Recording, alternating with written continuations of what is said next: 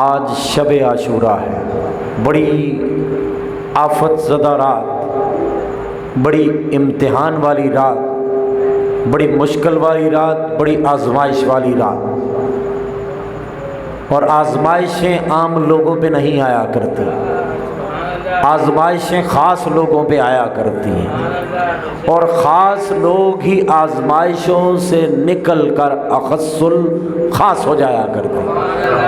رب انہیں رفت سے نوازتا ہے، کمال دیتا ہے، ان کے نام کو ابد الآباد تک رب العالمین زندہ رکھتا ہے۔ اور یہ آزمائش کوئی اور برداشت نہ کر سکتا، اس عشق کے امتحان سے کوئی اور گزر نہ سکتا، کوئی اور اس کو پاس نہ کر سکتا، اس مصیبت سے، اس کرب سے، اس آزمائش سے کہ ہر لاش اٹھانے کے بعد ملال نہ ہو، ہر لاش اٹھانے کے بعد دکھ نہ ہو، اور یہ کہا جائے مولا تجھے میری یہ قربانی قبول ہے، مولا تجھے یہ قربانی قبول ہے۔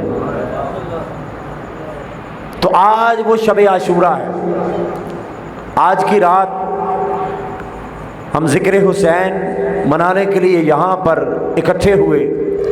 باری تعالیٰ ہر ایک کا آنا، بیٹھنا، اس ذکر کو سننا، اس میں شامل ہونا قبول فرمائے، اور اس ذکر کی برکت سے رب العالمین ہمارے ہر دکھ، ہر الم، ہر پریشانی، ہر الجھن کو، ہر بیماری کو، ہر آزمائش کو سرکار سیدنا امام عالی مقام امام حسین رضی اللہ تعالی عنہ اور تمام 72 جانثاران کے صدقے اللہ تعالیٰ آسانیاں پیدا فرمائے، رب کی ذات برکتوں سے نوازے۔ آج کل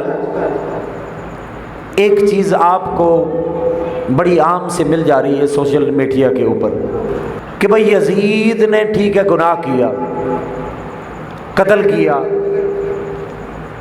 قتل کرنے سے بندہ کافر نہیں ہوتا، قتل کرنے سے بندہ کافر نہیں ہوتا، اور فاسق ہو سکتا ہے، گناہگار ہو سکتا ہے، آپ اسے دائرہ اسلام سے خارج نہیں کر سکتے۔ یہ چیز سننے کو مل رہی ہے۔ اٹ لکس کوائٹ اپیلنگ، بڑی دل کو لبھانے والی چیز ہے یار، بات تو بڑی ٹھیک ہے، اور بھی بڑے لوگ قتل کرتے ہیں، قتل کے بعد توبہ بھی کر لیتے ہیں، تو اس کا مطلب ہے قتل کے بعد توبہ کر لی تو آپ پھر صحابی بھی، آپ پھر تابعی بھی۔ اب دیکھنا پڑے گا کہ قرآن اس کے بارے میں کیا کہتا ہے۔ کیا قرآن ایسے لعنتیوں کو مسلمان کہتا ہے یا نہیں؟ کیا وہ مومنین کے صف میں آتے ہیں یا نہیں؟ اس کا سب سے پہلا سوال قرآن اور صاحب قرآن سے کرتے ہیں۔ قرآن کیا کہتا ہے؟ جو آیہ کریمہ میں نے تلاوت کیا، ان الذین یؤذون اللہ ورسولہ، بے شک جو لوگ ایذا دیتے ہیں، جو لوگ تکلیف دیتے ہیں، درد دیتے ہیں، ان الذین یؤذون اللہ ورسولہ، بے شک جو لوگ اللہ اور اس کے رسول کو ایذا دیتے ہیں۔ اللہ کو بھی کبھی اذیت پہنچی؟ اللہ کو کوئی تکلیف دے سکتا ہے؟ اللہ پر کوئی وار کر سکتا ہے؟ اللہ تک کو پہنچ سکتا ہے؟ وہ تمہارے وہم سے بلند ہے، تمہاری فکر سے بلند ہے، تمہارے ادراک سے بلند ہے، تمہاری پہنچ سے بلند ہے، تمہاری پہنچ میں وہ نہیں، پھر بھی ایذا اسے پہنچتی ہے، پھر بھی ایذا اسے پہنچتی ہے۔ کیسے پہنچتی ہے؟ ان الذین یؤذون اللہ ورسولہ، بے شک جو لوگ ایذا دیتے ہیں اللہ اور اس کے رسول کو، اللہ کے رسول کی ایذا، اللہ کے رسول کی تکلیف، اللہ کے رسول کی مصیبت، اللہ کے رسول کی آزمائش، اللہ کے رسول کا درد، دراصل رسول کا درد نہیں، وہ تو درد خدا ہے۔ اور جو اللہ کے رسول کو اذیت دے، جو اللہ کے رسول کو دکھ دے، جس کی وجہ سے اللہ کے رسول کی آنکھوں میں نمی آ جائے، اللہ کے رسول کی آنکھوں میں آنسو آ جائے، اللہ کے رسول رو پڑے، ہچکی بن جائے، آپ اس کو مومن بنا رہے ہو، جس کی وجہ سے اللہ کے رسول کا دل دکھ جائے، درد ہو، تکلیف ہو۔ ان الذین یؤذون اللہ ورسولہ، بے شک جو ایذا دیتے ہیں اللہ اور اس کے رسول کو، اور جو اللہ اور اس کے رسول کو ایذا دیتے ہیں، لعنہم اللہ فی الدنیا والآخرہ، اللہ تعالیٰ لعنت بھیجتا ہے، اللہ لعنت بھیجتا ہے ان پر، فی الدنیا، دنیا میں، والآخرہ، اور آخرت میں۔ ایک شخص کو رب لعنتی کہہ دے، ایک شخص پر خدا کی لعنت برسے، اس دنیا میں بھی برسے، اس دنیا میں برسے، اور آپ کون سا فکر دے رہے ہیں؟ یہ فکر دے رہے ہیں کہ وہ مومن ہے، یہ فکر دے رہے ہیں وہ تابعی ہے، یہ فکر دے رہے ہیں صحابی ہے۔ صحابی تب صحابی ہوتا ہے حالت ایمان میں دیدار کیا ہو، حالت ایمان میں دیدار کیا ہو، حالت ایمان میں مرا ہو، وہ تو ہوا صحابی، اور تابعی وہ ہوتا ہے جس نے حالت ایمان میں کسی صحابی کا دیدار کیا ہو اور حالت ایمان میں مرا ہو، اور جب مرنے سے پہلے ایمان چلا جائے وہ مردود ہوتا ہے، مرتد ہوتا ہے، وہ مرتد ہوتا ہے، مردود ہوتا ہے، اسے ایمان والا نہیں کہہ سکتے۔ لعنہم اللہ فی الدنیا والآخرہ، اللہ تعالیٰ دنیا اور آخرت میں ان پر لعنت بھیجتا ہے۔ وَأَعَدَّ لَهُمْ عَذَابًا مُهِينًا، اور اللہ تعالیٰ نے اس کے لیے ذلت انگیز، رب نے ان کے لیے عذاب تیار کر رکھا ہے۔ عذاب بھی تین ہیں، قرآن پاک میں تین طرح کے عذاب آئے ہیں۔ عذاب عظیم پڑھا ہے نا قرآن پاک میں، عذاب عظیم، بڑا عذاب، یہ کافر اور غیر کافر دونوں کے لیے آیا۔ غیر کافر جو مسلمان ہیں اگر وہ بھی گناہگار ہوں گے ان کے لیے بھی بڑا عذاب ہوگا، اور اگر کسی کو اس سے بھی اگلے درجے کا عذاب دینا تو اس کے لیے آیا عذاب علیم، دردناک عذاب۔ دردناک عذاب یہ کافروں کے لیے آتا ہے، یہ کافروں کے لیے آتا ہے، مومنین کے لیے نہیں۔ عذاب علیم، اور جو سب سے شدید قسم ہے نا عذاب کی، عذاب مہینہ، ذلت انگیز عذاب، یہ تو آتا ہی کافروں کے لیے۔ یہ قرآن کا فیصلہ ہے، جس کے لیے عذاب مہین آئے وہ صاحب ایمان نہیں ہوتا، وہ مومن نہیں رہتا۔ اس کو مومن بنانے کے چکر میں اپنے ایمان سے نہ فارغ ہو جانا۔ اور دیکھیں ایذائے رسول کیا ہے، اور کیا قتل حسین عام قتل؟ سوچنے والی بات ہے، کیا قتل حسین عام قتل ہے؟ کیا امام علی مقام میں اور ایک عام انسان کے قتل میں کوئی فرق نہیں؟ یہ بھی قرآن سے پوچھتے ہیں۔ ان الذین یؤذون المؤمنین والمؤمنات، بے شک جو لوگ اذیت دیتے ہیں مومن مردوں کو اور عورتوں کو، بغیر مقتصب، غلطی بھی کوئی نہیں ہوتی، گناہ بھی کوئی نہیں ہوتا، فقد احتملوا بہتانا و اسما مبینا، انہوں نے بہت بڑے بہتان کو اٹھایا اور واضح گناہ کیا ہے۔ مومن کو ایذا دیں، مرد ہو یا عورت ہو، کفر نہیں آتا، لیکن اگر سامنے حضور تاجدار کائنات کے جگر کا ٹکڑا ہو، آپ کا بیٹا ہو، اور آقا علیہ السلام فرمایا الحسن والحسین ابنایا، حسن اور حسین میرے بیٹے ہیں۔ ایک طرف عام مومن ہے، ایک طرف وہ ہستی ہے جس کا نسب خود محمد مصطفیٰ ہے۔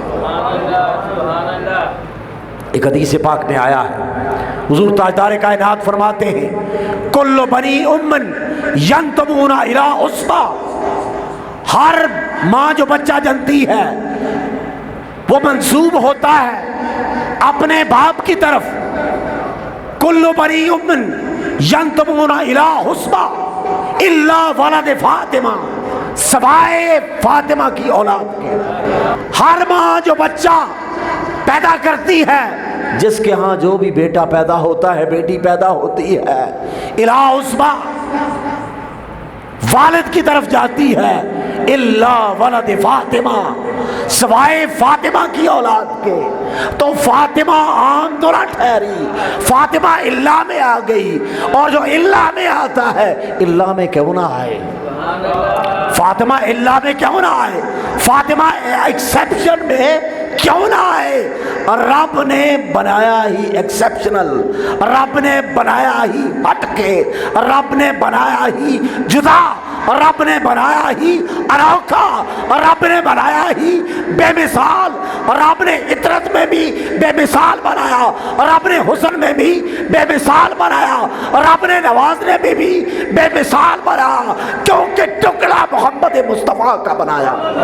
جو محمد مصطفیٰ کا ٹکڑا ہو، ارے وہ عام نہیں ہوتا، عام مومن میں اور محمد مصطفیٰ کے جگر کے ٹکڑے میں فرق ہوتا ہے۔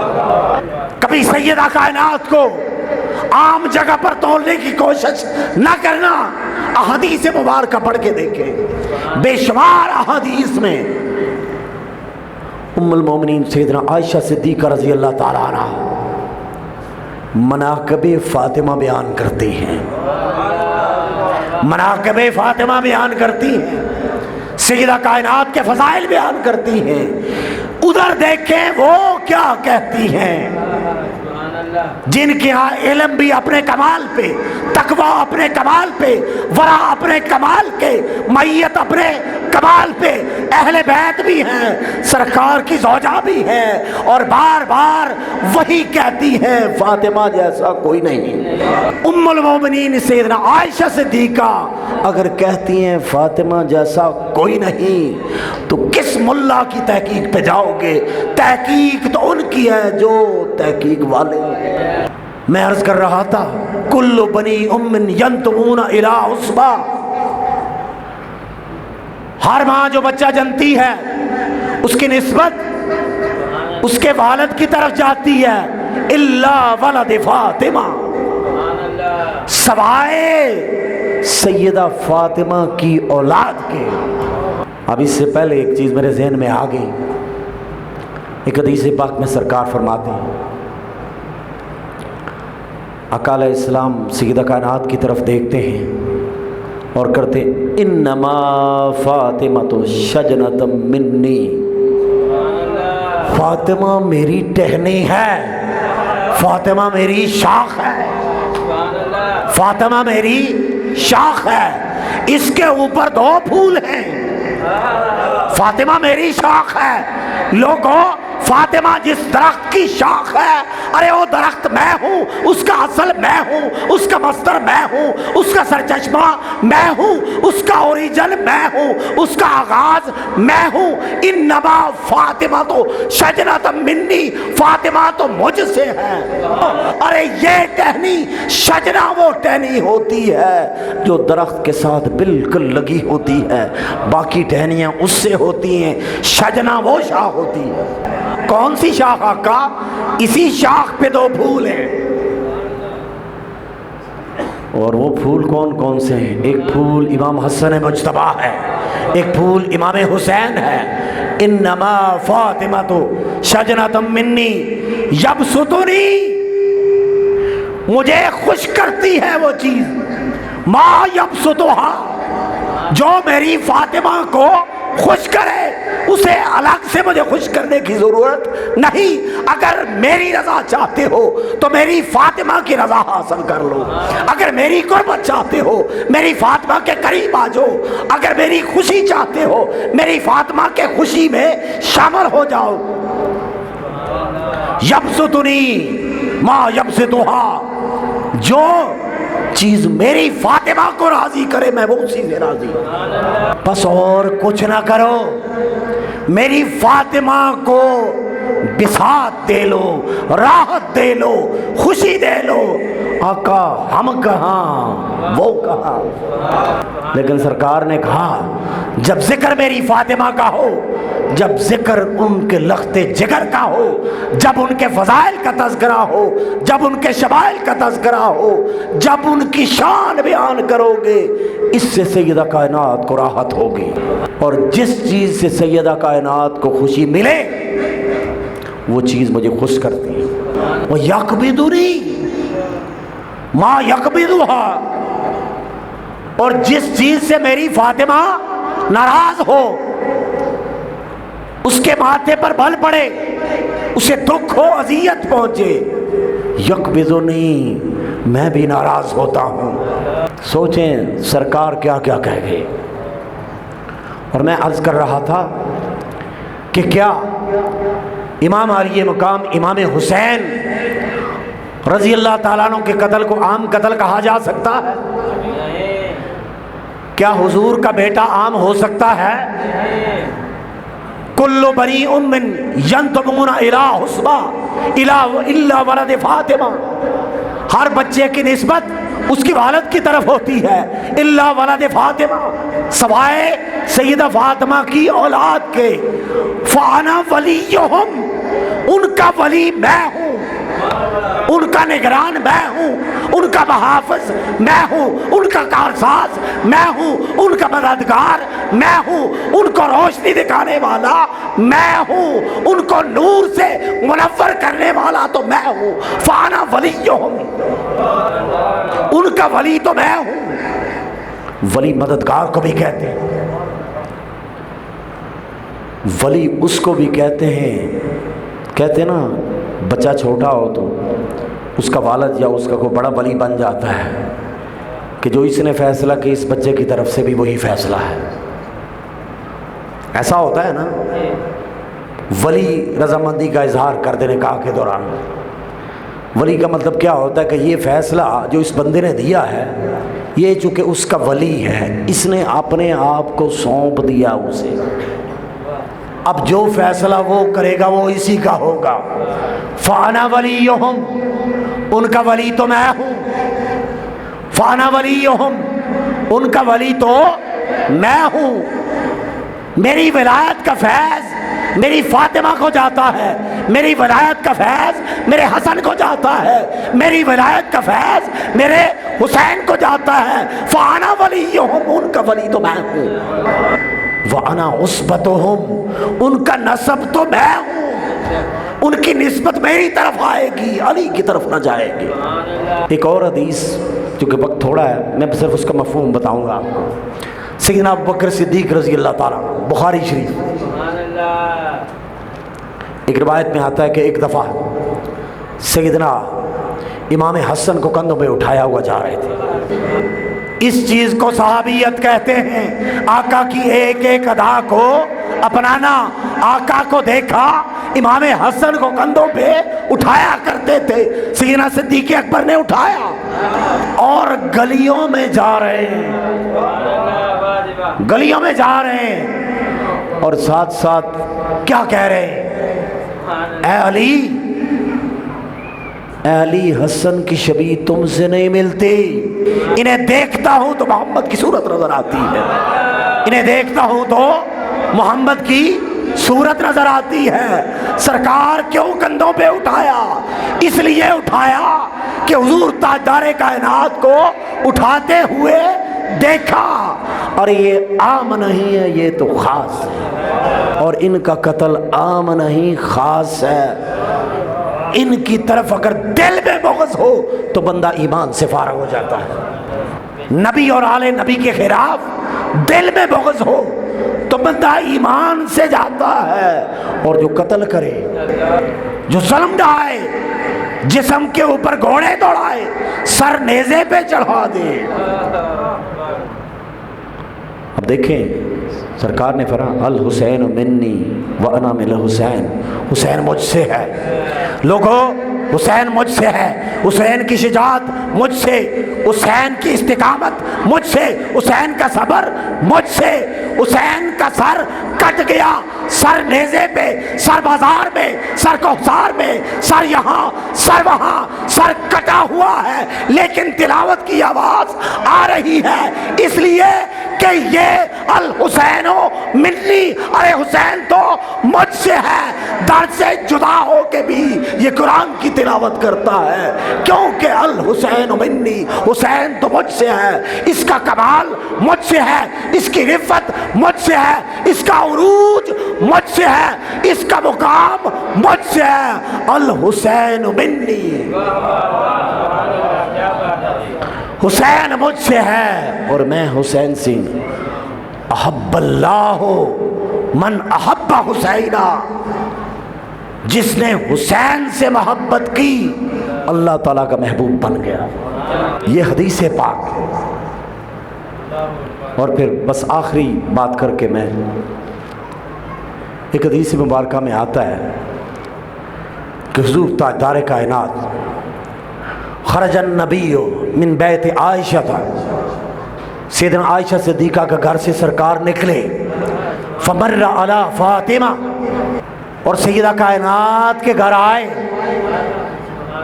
فسمع حسین یبکی، انہوں نے دیکھا امام حسین رو رہے تھے، انہیں آواز آئی. فسمع حسین یبکی، امام علی مقام کے رونے کی آواز آئی. اندر گئے اور جا کے کیا کہتے ہیں، الم تعلمی، اے فاطمہ کا تجھے پتہ نہیں، ان بکاؤ یؤذینی، اس کا رونا مجھے تکلیف دیتا ہے، اس کا تڑپنا مجھے تکلیف دیتا ہے. اور جو مصطفیٰ کی تکلیف کا باعث بنے، جو حسین کو تڑپائے، جو حسین کو رلائے، جو حضور تاجدار کائنات کی نسل کے ایک ایک پھول کو روند ڈالے، آپ اسے مومن ثابت کرو. لعنت ہے ایسی تحقیق پہ، لعنت ہے ایسے علم پہ، اور یہ لعنت میں نہیں رب بھیج رہا ہے. لعنہ اللہ فی الدنیا والآخرہ، اور یہی لعنت ہے. ہر بندہ اپنے بڑے کا ایمان ثابت کرتا ہے. دیکھو تم کس کو بڑا بنا بیٹھے ہو، کس کو بڑا بنا بیٹھے ہو، کس در کی طرف آقا نے کہا ہو، کس گھر کی طرف آقا نے موڑا، آپ کس گھر کی طرف جا رہے ہو. ارے ایک ہی گھر ہے، تذکرہ آل کرنے سے بندہ گستاخ صحابہ نہیں ہوتا. امام علی مقام کو کندھے پہ اٹھانے سے شان کم نہیں ہوتی. کیوں؟ کیونکہ حضور تاجدار کائنات کو پیارے تھے، اس لیے کندھے پہ اٹھایا. دیکھا تھا سرکار کو زبان چساتے ہوئے، دیکھا تھا اپنے سینہ اقدس پہ لٹاتے ہوئے. اب دیکھیں حالت عبادت ہے، ہر چیز کا حوالہ ہے. الحمدللہ سرکار سجدے میں، عبادت خدا کی ہو رہی ہے، عبادت خدا کی ہو رہی ہے. ایک طرف عبادت ہے، ایک طرف محبت ہے. عبادت خدا کی، اور جب خدا کی عبادت کرو، سرکار کا ہی فرمان ہے ان تعبد اللہ کأنک تراہ، اللہ کی عبادت یوں کرو جیسے اسے دیکھ رہے ہو. اور جب بندہ اسے دیکھ رہا ہو تو ہوش کسی کا رہتا نہیں، لیکن جب کندھے کے اوپر حسین آئے تو پھر ہوش رہتا ہے کہ اوپر محبت میری بھی ہے، اس کی بھی ہے.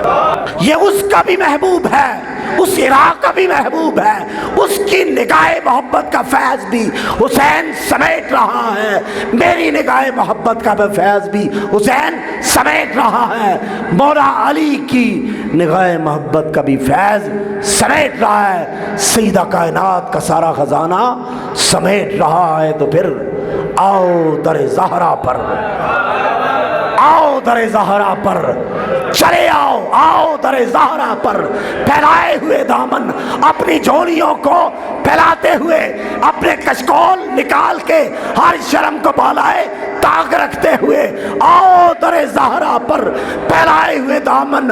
آقا ہمارے دامن پھیل گئے، ہماری جھولی پھیل گئی، ہماری نظر سیدہ کائنات کے دروازے پر، ہماری نظر کربلا پر، ہماری نظر نجف اشرف پر، آؤ در زہرا پر پھیلائے ہوئے دامن، اپنے دامن کو پھیلا کے آؤ، جو جو مانگنا ہے مانگو، جو جو چاہت ہے لے کے آؤ، جو جو تمنا ہے لے کے آؤ، کیونکہ فیض کن کا ہے؟ فَأَمَّا السَّائِلَ فَلَا تَنْهَرْ۔ اے مصطفیٰ جب کوئی سوالی آپ کے در پر آئے ایسا نہ ہو خالی لوٹ جائے۔ آپ کہتے ہیں سرکار سے سوال کرنا منع ہے، فَأَمَّا السَّائِلَ فَلَا تَنْهَرْ۔ اے میرے مصطفیٰ جب آپ کی بارگاہ میں کوئی سوال کرے فَلَا تَنْهَرْ، انکار نہ کیجئے گا، انکار نہیں کرنا۔ تو یہاں پر وہی فیضان ہے، فلا تنہر والا، آؤ در زہرا پر پھیلائے ہوئے دامن۔ یہ کون کہہ رہا ہے؟ یہ کون کہہ رہا ہے؟ یہ کوئی عام گلی محلے کا شاعر نہیں ہے، عام کو گلی محلے کا شاعر نہیں ہے۔ آل رسول، اطرت رسول، نسبت رسول بھی ہے، فیض رسول بھی ہے، کرم بھی ہے، نظر بھی ہے، علم بھی ہے، وقار بھی ہے، عزت بھی ہے، سب کچھ ہے۔ سب کچھ ہونے کے باوجود بتا رہے ارے یہ علم کہاں سے آیا، یہ عزت کہاں سے آئی، یہ فیض کہاں سے آیا، یہ کرم کہاں سے آیا؟ آؤ در زہرا پر، آؤ تمہیں بتاتا ہوں میں کہاں سے لیتا ہوں، آؤ میں تمہیں وہ دروازہ بتاتا ہوں، آؤ تمہیں میں وہ گھر بتاتا ہوں، آؤ در زہرا پر پھیلائے ہوئے دامن، آؤ در زہرا پر پھیلائے ہوئے دامن، ہے نسل کریموں کی۔ آپ خود بھی تو اسی نسل سے ہیں نا، پیر سیدنا میر علی شاہ صاحب، ان کی نسل وہی نسل ہے، نسل فاطمہ۔ سرکار نے انہی کے بارے میں کہا تھا فَأَنَا وَلِيُّهُمْ وَأَنَا عُصْبَتُهُمْ، ان کا ولی تو میں ہوں، ان کا ولی تو میں ہوں، ان کی نسبت تو میری طرف ہے۔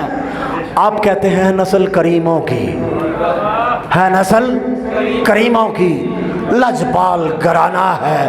تو ہمارا مقصد یہ ہے کہ آؤ اس گھر سے جڑ جاؤ، آؤ اس در سے جڑ جاؤ، جدھر آقا جوڑ رہے ہیں ادھر جڑ جاؤ۔ ادھر جڑنے سے صحابہ سے بندہ نہیں کٹتا، ادھر جڑنے سے صحابہ کا گستاخ بندہ نہیں ہوتا۔ یہی تو فیض ہے اہل سنت میں کہ ہمارے اسلاف نے جوڑنا سکھایا ہے، ہمارے اسلاف نے توڑنا نہیں سکھایا۔ آقا کی آل سے بھی جڑنا ہے، آقا کے اصحاب سے بھی جڑنا ہے۔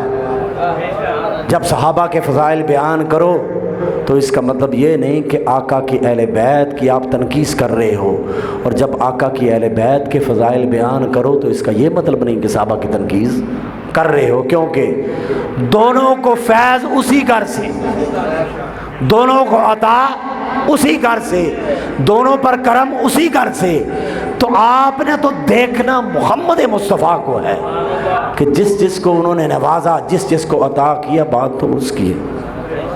اللہ تعالیٰ آپ کا آنا قبول فرمائے۔ وآخر دعوانا الحمدللہ رب العالمین۔